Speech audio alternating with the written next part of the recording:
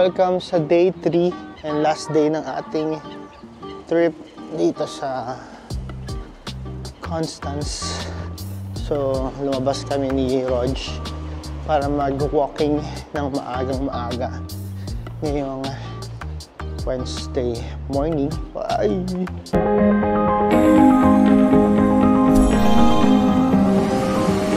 Echo.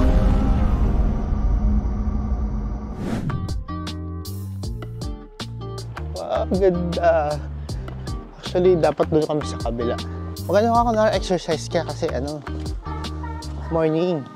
Hey mga karandom, ako po si Echo and welcome sa Constance, Germany. Yes, for today's vlog, sasamahan tayo ng special nating friend mula sa UAE papunta dito sa Germany. Pinuntahan pa tayo mula sa kabundukan, kapatagan, disyerto ng United Arab Emirates papunta dito sa Germany. O, diba? Ang daming pachucho. Walang iba kundi ang nag-iisa at nangunguna at napakagaling magsalita ng Deutsch. Walang iba kundi si Mr. Rogelio Valdez. Magandang umaga. Ito po yung itsura ng galing bundok. So far, so good. Satisfied naman, okay naman. Travel, pagalagala. Maraming salamat pala sa mga nanood sa vlog ni Echo nung nakaraan. So guys, ang ating game, hindi naman siya game actually. Format ng ating interview is parang siyang fast talk na hindi siya fast talk. Meron tayong mga words na pagpipilian. And then papalawalang natin kung bakit natin ito pinili na may kaugnayan dito sa Germany. O diba? Nanalo ba ako dito? So, the more na nagpakatotoo ako sa sinabi mo, may premyo ka. Chismosang ka-work. Ano to? Ano mo sasabi mo sa chismosang ka-work? Tuloy mo lang yan. Oo, meron na parang wala yung tao pero yun nga, chismosa din talaga yung mga Germans. Oo naman. Actually, mas chismosa pa nga sila kasi sa atin eh. Ano mo nasabi?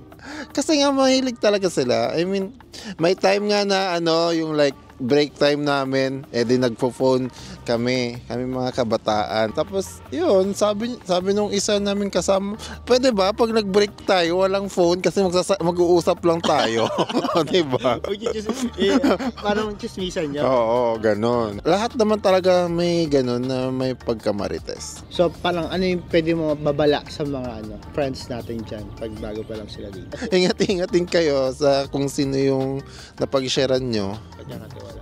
At oo, pagkatiwalaan, ganun. Alam ko naman to pero hindi ko alam kung ano mabubunot ko. Sasagutin mo din to Germany or UK, Germany or US. Germany or UK, para sa akin Germany. Kasi, actually, hindi ko alam. So, kasi yung una, nag-apply din naman ako sa Ireland eh. So, ala naman sa ala naman din siya sa pagpipilian, pero parang paras lang din naman. Parang na-miss ko yung chance mapunta ng Ireland. Kaya dito ako sa Germany. Pero okay lang. So Germany to US at as of this moment, Germany. Parang kailangan ko pa i-share dito. Nag-try na ako mag-NCLEX, hindi ako nakapasa. Pero ang daming situation na parang hindi talaga parang pinipigilan tayo ng sitwasyon sa mga bagay-bagay. Sa ngayon, satisfied ako sa Germany. Yung pangarap kong mag-US, pangarap din naman siya. Hindi man ako nagpapaka-impokrito. Pero, hindi na siya yung parang 100% na gustong-gusto ko pa din talaga. Kasi as of this moment, parang satisfied ako dito sa Germany at nakukuha ko naman yung mga gusto ko makuha, makapag-travel, makapag-ipon. Sana all satisfied. Germany or UK, para sa akin, Germany. I mean, hindi ko siya pinangarap na sa UK. Hindi ko nakikita yung sarili ko sa ngayon na magtrabaho sa UK. Saan yung try ka? Hindi. Kung Germany or US sa ngayon, Germany pa din sa ngayon. Hindi ko alam bukas, pero sa ngayong araw na to, hanggang ngayong araw na to, Germany pa din. Sana manalo din ako dito, no? Europe view. Overrated. Iba-iba Depende talaga yan sa point of view mo. Pero para sa akin yung Europe, bawat city, bawat country, iba-iba talaga. Iba-iba talaga yung nabibigay na ganda niya. Depende din yun sa tumitingin. Nabunot ko is election result in Germany. Well, to be honest, hindi ako ganun ka-equip or kamaalam dun sa election. At some point, parang merong agam-agam. Kasi malay mo, paalisin kami dito, yung mga ganon. Pero sa puso ko, or sa puso talaga, sa puso ko alam namin na kailangan talaga yung mga healthcare workers dito, mga nurses, and yung other, tawag doon, skilled workers na nagtrabaho dito para umandar at tumayo yung economy at tumayo yung in Germany in general. So hindi siya basta-basta desisyon na paalisin yung mga tao. Hindi ko kayang ipaliwanag lahat, pero yung basic na yon, alam ko na hindi kami basta-basta pwedeng paalisin, lalo na yung mga healthcare workers, kasi kailangan talaga ng mag-aalaga ng mga tao dito sa Germany. So kung nagbabalak kayo na pumunta dito at nag-umpisa pa lang at madami kayo naririnig about that, don't worry, because kailangan talaga, and welcome kayo dito. Sa ngayon okay naman. Sana maging okay yung maging policies nila sa mga bagong nanalo. Sa bagong nanalo, congrats. Wow. Close ya. So bunot-punot para manalo ka ng Tupperware, alarm clock, at saka bus. No bidet in Europe. Ayun, dahil sa matagal nga kami sa UAE na talagang may bidet at nasanay sa bidet. Siyempre nung una, na-shock ka. Pero nung dati kasi na nakapag-travel na ako dito bago pa ako nag-for good dito. Hindi naman for good, pero nagtrabaho dito. So alam ko na yon. Pumunta ako dito, actually nagdala ako ng tabo. Walang pakialam na agency sa Germany. Wow. Siguro yung walang pakialam ng mga agency sa Germany kapag na-deploy ka na dito, tayo dito sa Germany o kung saan mang panig ng mundo. Tapos parang feeling mo pinapabayaan na tayo ng mga agency. Paano yun ibig sabihin siguro? Personally, half yung palagay ko kasi hindi naman all the way kami pinabayaan. Pero nagkaroon din ng pagkakataon na parang feeling namin wala na, after nun ganun na. Yung sa Pilipinas, expect mo na yan yung agency mo sa Pilipinas, parang hindi na din ganun ka involved sa'yo kasi syempre may mga bago din sila inasikaso. Yung agency mo na natin dito sa Germany or pag pumunta ka na sa bansa na pinuntahan mo, yun na yun, dapat meron talagang ikaw connection. Kung may mga reklamo ka and all, kung yun pa din yung hospital or yung company na pinagtatrabaho ko mula umpisa, meron silang responsibility sa'yo, obligation na to inform you, to asikasuhin, magtanong ka and all. Pero kapag lumipat ka na, sarili mo na yun. Kaya kailangan alamin mo, mag-research ka, maganda ba yung pakikitungo nila sa mga Pilipino, may records ba sila na hindi nila magandang tinrato yung mga Pilipino, pinabayaan nila. Parang red flag na yun, guys. Kasi madaming pagpipilian ng mga agencies na pwede nating consider. Hindi lang yung kung ano yung nakita mo sa umpisa. And good luck sa mga bago nating mga nurses na nagbabalak. Rice or bread sa DE? Kaya. Ako kasi kaya ko naman kasi hindi mag-rice. So, depende. So, yung rice sa akin depende. Yung may mga times lang na like once a week na rice. Okay na yun. Depende talaga kasi yun sa tao. Pero syempre dahil sa culture natin na Pinoy na may mga iba na hindi talaga kaya. May rice naman dito. So, sa mga parating, dala na lang kayo ng rice cooker para equip kayo. Dito, diba? Syempre, para mas makatipid sila, syempre.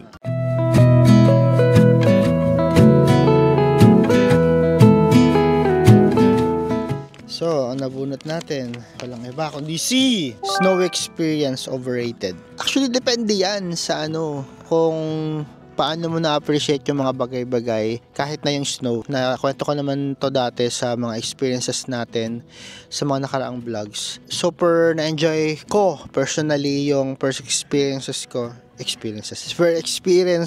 sa snow. Overrated yung idea Para sa akin, hindi naman kasi talagang ang sarap ng pakiramdam na yun na yung pakiramdam ng idea you made it sa ibang bansa. Kasi diba ang init na ng panahon ng weather sa Pilipinas sa mga oras na to, sa mga panahon na to, yung idea na ma-experience mo yung snow sa ibang bansa dito sa Germany, ang sarap sa pakiramdam kasi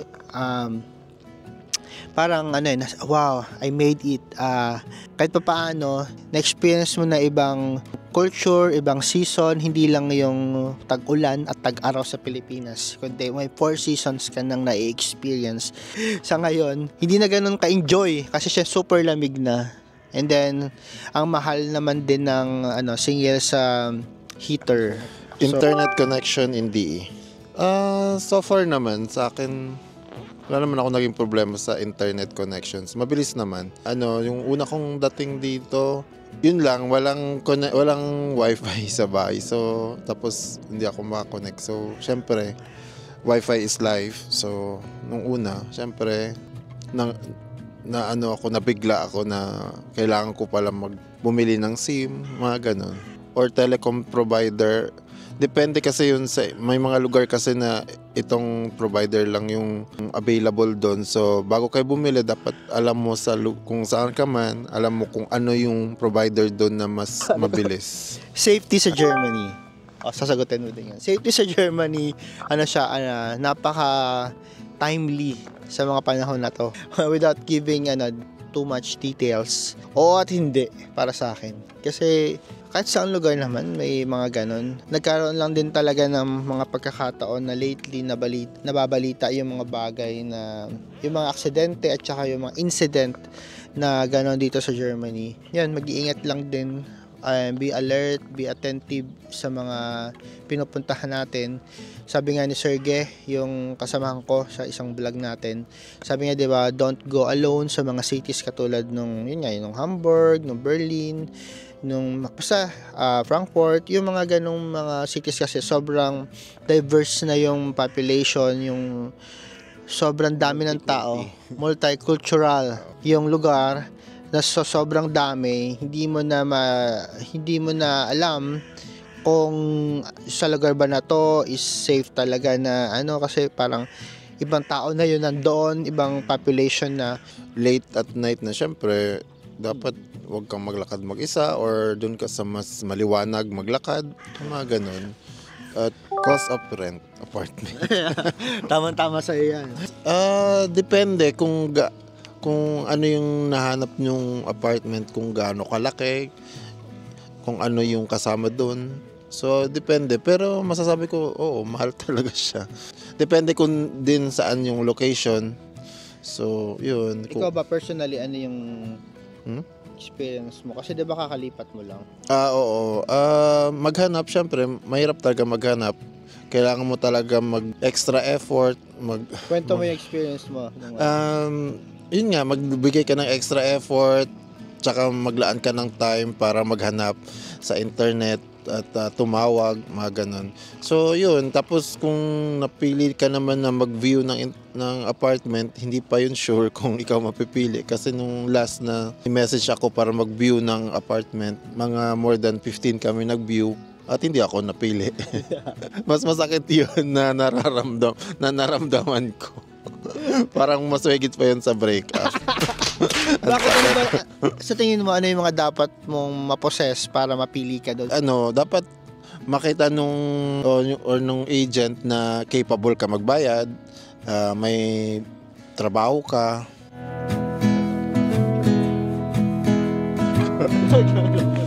So, one word to describe tax in DE. Dapat may one word ka din. Meron ka na? Ako mauna. Sige. Hi! One word lang yun. Sige, tamos na yun. Walang paliwanag. Basta yung Mareklamong kapitbahay sa DE. So far, wala naman ako na experience na nareklamo ako sa DE dahil mabait naman ako. Pero yun, common yun dito. Like example lang, like magtapon ka ng basura sa maling basurahan, like hindi mo na segregate ng maayos. So yun. So, kaya kailangan talaga natin i-observe na sa tama, like example, pag papel, sa papel talaga mo ihulog. Oo, na-experience ko na din yan. Well, yung unang bonong namin or apartment namin, swerte kami kasi super bait talaga nung mga kapitbahay namin. Kahit nagpa-party kami doon, may mga bisita, ng mga Pinoy, hindi silang gireklamo. Kasi maingay din naman kasi sila, kasi may mga bata sila sa taas namin, may bata sa baba, may bata. Nagreklamo lang sila kapag mga alas 6 ng umaga, sinusundo kami ng taxi tapos maingay kami. Kasi maririnig yun sa loob ng kwarto nila kapag nasa first floor yung bahay, tapos nasa baba ka, tapos yun nga, naghahantay kami ng taxi. Tapos nung huli namin, nung huli ko, yung kung saan ako nakatira, yung parang talagang kabahagi na ako ng community, char. Nagkaroon ng time na sinulatan ako nung siguro yung landlady or isa sa mga kapitbahay ko na may schedule kami na kapag ka nag-snow, maglilinis sa harap ng bahay. So naranasan ko siya. Prom night ako, may nakita akong nakalagay doon. Tapos sabi ko, pin-emphasize niya doon na yun nga, about dun sa snow, na ayun nga, totoo din naman kasi nung umaga na yon is super kapal ng snow. So sabi niya, ako daw ay naatasan, naka-schedule nung araw na yon na maglinis ng driveway, yung walkway namin, yung entrance, yung facade nung pathway namin. So kasi nga ako personally kasi nadulas talaga ako nadulas ako 2 weeks before yung nangyari yung paglilinis. So parang ako bilang sa sarili ko na nadulas, dapat talaga ako ay maglinis. Na-appreciate naman nung kapitbahay kong matanda yung ginagawa ko kasi tumulong siya ng konti, tapos sabi niya, ay hindi mo na kailangang linisin yung driveway yung bukana nung garahe kasi sa kanila yan, hindi na sa'yo, sabi niya, hindi na sa atin, doon lang sa walkway. Sabi ko, okay, thank you, sabi ko gano'n. Parang kailangan mo din makisama sa kanila kasi isang building kayo. So yun, thank you sa pagsama sa amin, guys, and super nag-enjoy kami, and I hope na makita nyo yun, panoorin nyo yun, guys, para sa susunod na kayo naman yung may chance na mapunta dito, may idea kayo kung saan kayo pupunta. So ayun, maraming salamat. Paalam. Again, tulad ng lagi kong sinasabi, hamunin mo na tayo ng panahon, maraming dahilan para bumangon. Ako po si Echo At Rog. and remember, stay cute. Bye! Cheers! And naglalakad kami dito sa magandang namin. May aso siya. Walking sila kasama yung aso nila. So kung takot ka sa aso, nakatulad ko, nakatulad ni Rog, so dito tayo ngayon sa taas ng San Juanico Bridge.